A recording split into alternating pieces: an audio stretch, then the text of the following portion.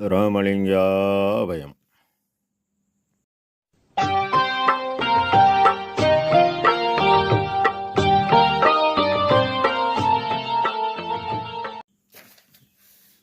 அருட்பெரும் ஜோதி அருட்பெரும் ஜோதி தனிப்பெரும் அருணை அருட்பெரும் ஜோதி எல்லா உயிர்களும் இன்புற்று வாழ்க, வள்ளல் மலரடி வாழ்க வாழ்க.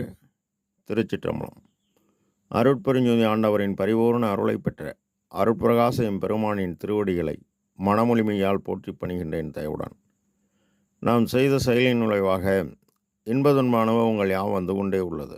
அவ்வாறு வருகின்ற துன்பம் யாவும் பொறுத்து எல்லா உயிரும் இன்பமாக வாழ எண்ணி நாம் செயல்பட்டாலே நமக்கு ஆன்மலாபம் கூடும். நம் பெருமான் அருட்கொடை புகழ்ச்சி என்ற தலைப்பில் பாடல் எண் 10 புலையை தவிர்த்து என் குற்றமெல்லாம் பொறுத்து ஞான பூரண மாநிலையில் தெரித்து சுத்த சன்மார்க்க நீதி பொதுவில் நிறுத்தமிடும் மலையை காட்டி அதன் அடியில் வயங்க இருத்தி சாகா கலையை கொடுத்தாய், நின் தனக்கு கைமாறு ஏது கொடுப்பேனே என பாடலை பதிவு செய்கின்றார்.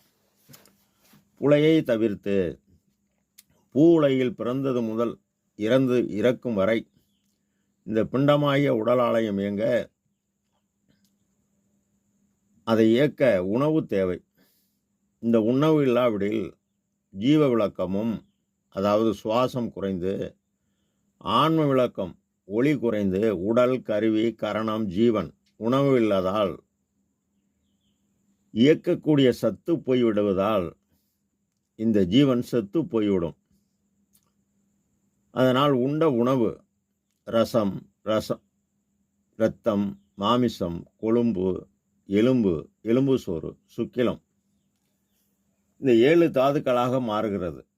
சுக்கிலம் என்பது ஒரு குழந்தையை உண்டாக்கக்கூடிய ஒளிப்பொருள், அழியா பொருள், செம்பொருள்.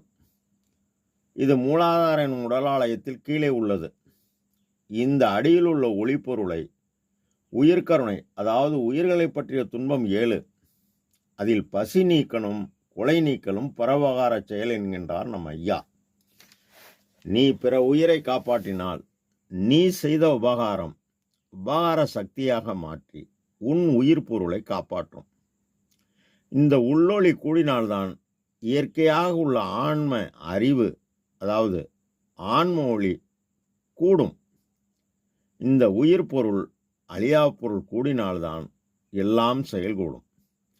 இவ்வாறு செயல்பட்டு ஒளி கூட்டிய உயிர்களுக்கெல்லாம், அதாவது அறிவு விளங்கிய ஜீவர்களுக்கெல்லாம் ஜீவகாருண்ய ஒழுக்கமே வழிபாடாக்கி அது கடவுள் காட்டிய பாதை எனவும் அதை கடவுளை அடையும் பாதை எனவும் நம் பெருமான் நமக்கு காட்டி கொடுத்துள்ளார். இங்கு தியானம் என்பது புறத்தில் நாம் பிற உயிர்களின் துன்பத்தை போக்க உயிர்கருணை செய்து, அகத்தில் புரோமத்தில் உள்ள நம் உள்ள இறைவனை நாம் நினைந்து நம் உள் தியானிப்பது. அவ்வாறு பிற உயிரின் பசியை போக்க நம் உள்ள உயிர் பொருள் கூடி மடலலாம் மூளை மலர்ந்திட அமுதம் உடலலாம் ஊற்றெடுத்து ஓடி நிரம்பும் போது உணவு தேவையின்றி மலமும் நீங்கி விடுவோம். உடலில் உள்ள உயிர் பொருள் உயிருள் உள்ள அழியா பொருளுடன் கூடணும். அப்படி கூடினால் சுத்த தேகம் பிரணவம் பெற்று என் குற்றமெல்லாம் பொறுத்து இயற்கை உண்மை கடவுள் அறிவே வடிவாய், அறிவே உருவாய், அறிவே பொறியாய், அறிவே மனமாய், அறிவே அறிவாய், அறிவே அனுபவமாய் அனுபவிக்க நமது ஆன்ம அறிவை கொண்டே அறியும் போதுதான் தான் என அருந்த அறிவே தகும் அறிவாகும். இந்த ஆன்ம அறிவில் நின்று நான் நீ அகன்று போனால் ஞானி நிலை வந்து பற்றற்றான் பற்று என நம் உள்ளுள்ள இந்த உடலாலயத்தில் பிண்டமாகிய அண்டத்தில், அதாவது புரோமத்தில் அவரை தன்னுள் தான் காண புறத்தில் தினசரி தடைபடாது உயிர்கள் பால் தயவும் அகத்தில் அவரை நம்முள் உள்ளார் என்பதை கருத்தின் கண் கொண்டு இடைவிடாது நினைவு தனவம் செய்ய ஞான பூரண மாநிலையில் தெரித்தி, அதாவது அறிவுக்கு அறிவினில் அது அதுவாய் எரிவற்று ஓங்கும் என்னுடைய தனி அன்பே என்பார் நம் பெருமான். எரிவற்று என்பது நீங்குதலின்றி கூடும். அதாவது பால் தனியாக இருக்குது, காப்பித்தூள் தனியாக இருக்குது, கலந்தாச்சுன்னா பிரிக்க முடியாது. அதுபோல மேலும் பெருமான் கூறும் பொழுது எல்லா உலகம் என்வசம் ஆயின எனவும் என்னை ஏறான இளமேசை ஏற்றியது தயவு எனவும் அதனால் என் அறிவு அண்டாண்டங்கள் கடந்து செல்கிறது எனவும் அண்ட கோடி முழுதும் காணும் கண்கள் எய்தியே அறிந்து இயற்கை உண்மை, இயற்கை விளக்கம், இயற்கை இன்பம் நான் பெற்று நான் கண்டு நான் கனிந்து நான் கலந்து உங்களுக்கு கூறுகிறேன். இது கதையல்ல, கற்பனை அல்ல, இது உண்மை. சுத்த சன்மார்க்க நீதியில் பொதுவில் நிறுத்தமிடும் மலையை காட்டி ஆடாதீர், சற்றும் அசையாதீர், வேறொன்றை நாடாதீர், பொய் உலகை நம்பாதீர், சன்மார்க்க சங்கத்தை சார்வீர், விரைந்து இனி இங்கு என்மார்க்கமும் ஒன்றாமே. இனி அறிவு விளங்கக்கூடிய ஜீவர்களுக்கெல்லாம் சுதசன்மார்க்க காலம் எனவும் ஆதியும் அந்தமும் இல்லாதோர் அம்பலத்தாடும் ஜோதி தன்னையே நினைமிங்கள் சுகம் பெற விளைவீர்கள். நீதி கொண்டு உரைத்தேன், இது நீவேர் மேலேறும் வீதி, மற்றைய வீதிகள் கீழ்ச்செல்லும் வீதி எனவும் அட்டகம் முதல் பாடல் அதன் இயல்பை கூறி அருட்பெரு வெளியில் அருட்பெரும் உலகத்து அருட்பெரும் தளத்து மேல்நிலையில் உள்ளவர் எனவும் சமரசம் என்பது எல்லா உயிர்களுக்கும் பொது இறைவன் ஒருவரே, அவர் அருட்பெருஞ்சோதி ஆண்டவர் எனவும் சுத்தம் என்பது வழிபாட்டில் உள்ள பொய்யாவையும் களைந்து உண்மை நிலையை காட்டி அதனை எல்லோரும் அடைய சன்மார்க்கம் என்பது ஒளி மார்க்கம், அறிவு மார்க்கம், ஆன்ம அறிவை கொண்டே அறிந்து சத்தியம் என்பது இயற்கையோடு இசைந்து வாழ்ந்து அறமீறாது பெரியோர்கள் துணை கொண்டு சங்கம் என்பது நம் உள்ள ஒளியாகிய உள்ளொளி உயிரொளியாகிய ஆன்மொழியுடன் கூட நாம் தயவுமயமாகி தயவே வடிவாய் உள்ள நிலையில் அருளொளி கூடும் பொழுது முச்சுடர் ஆதியால் எச்சக உயிரையும் அச்சர காத்தருளும் அருட்பெருஞ்சோதி என்பார். அதன் அடியில் பயங்கு இருத்தி நம் பெருமானின் நிலைகளெல்லாம் பெற்று என்றும் உள்ளார். அதனை இறை எனும் இறை அனுபவம் பெற இறை என்னும் உணவு வழங்கி பூரண ஆற்றலை பெற்றதால் தானே நானானான் ஆகி நம் பெருமான் படைத்தல், விளக்கம் செய்தல், துருசு நீக்குவித்தல், பக்குவம் வருவித்தல், அருளை வழங்குதல் எனும் ஐந்தொழில் செய்ய என்னை இருக்கச் செய்து சாகா தலையை காட்டி கொடுத்தாய். அதாவது பெருமான் பதிவிடும் பொழுது அகவலில் சாகா கல்வியின் தரமெல்லாம் உணர்த்தி சாகா வரத்தையும் தந்துமேன் மேலும் சாகா கலைநிலை தலைத்திடு வெளியெனும் அருள்வெளி பரமாகாயத்தில் ஒளிரும் அருட்பெருஞ்சோதி என்கின்றார். இரவா வரமளித்து என்னை மேலேற்றிய அறவாளி யாம் தனி அருட்பெருஞ்சோதி தர்மக் கடவுளாக விளங்குகிறார். சாவா நிலையது தந்தனம் உனக்கே ஆவா என அருள் அருட்பெருஞ்சோதி. ஆவா இரக்க நெறி தயவு நெறி ஆகும். கல்வியும் அழியக்கூடியது, சாகா கல்வி அழியா நிலை உள்ளது. அழியா செல்வம் அருட்செல்வம் அளித்த சிவமே சிவமே என்கின்றார்.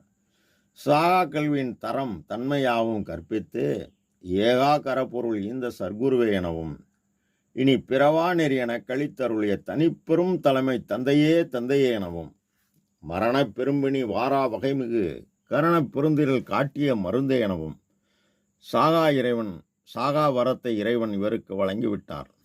சாகா கலையை கொடுத்தாய். கலை என்பது காற்றின் இயக்கம். வேகா கால் போகா புனல், சாகா தலை. கரண வாதனையால் மிக மயங்கி கலங்கினேன். கரணம் என்பது மனம். ஒரு கலையலேனும் அறியேன். கலை என்பது இடம், ஓர் இடமும் அறியேன். மரணம் நீங்கிட வந்து நிற்கின்றேன். வள்ளலே உந்தன் மனக்குறிப்பறியேன். ரணன் என்று என்னிடையல், கொலை புரிபவன் என்று என்னை விடாதே. நீ கூறியபடி உள்ளா நெறியே குருவருள் நெறியென பல்கால் நீ எனக்கு உணர்த்திய வண்ணம் வாழ்பவன் நான். எனவே அழிவுறா அருள் வடிவ பேறு கொடு என்கின்றார். அவர் கொடுத்தார். ஏன் கொடுத்தாரெனில், இவர் 9 வயது முதல் 35 வரை இறைவன் இருப்பிடமாகிய தன் உள்ள தலைவனை காண தவம் இயற்றி தலைவனை கண்டு கொண்டார். கண்டபோதாவது அவர் வந்து நம்முடன் கலக்கணம் என எண்ணியதற்கு, நம் பெருமான் காலையிலே நின்றனை கண்டு கொண்டேன். சன்மார்க்க சாலையிலே இன்பம் தலைக்கின்றேன். ஞாலமிசை சாகா வரம் பெற்றேன் என்கின்றார். சன்மார்க்க சாலை என்பது மேலையிலே, இம்மையிலே, ஒருமையிலே தவத்தால் மேவுகின்ற பெரும் பயனாம் விளைவேலாம் தருமச் சாலையிலே ஒரு பகலிலே தந்த தனிப்பதியே என்கின்றார். சாகா தலையறியேன், வேகா காலின் தரமறியேன், போகா தண்ணீரை அறியேன். இப்பாட்டில் மா காதல் உடைய பெருந்திருவாளர் போற்றும் என்கின்றார். அறங்காதல் செய்தேனே ஆண்டு கொண்டு இங்கே அருட்பெருஞ்சோதியாய் ஆடு மலகரெனவும், ஈரமும் அன்பும் கொண்டு இன்னருள் பெற்றேன் இன்மார்க்கம் இரவாத சன்மார்க்கம் எனவும், என்னை போல் இரக்கம் விட்டு பிடித்தவர் இல்லையே, என் பிடிக்குள் அகப்பட்டது போல் பிறருக்கு அகப்படவில்லையே என நம் பெருமான் நமக்கு குறிப்பு தருகிறார். அப்ப நாம அறமிராது உழைத்து நம் தேவை போக நம் தரத்துக்கு தக்கவாறு நாம் தேடிய பொய்ப்பொருளை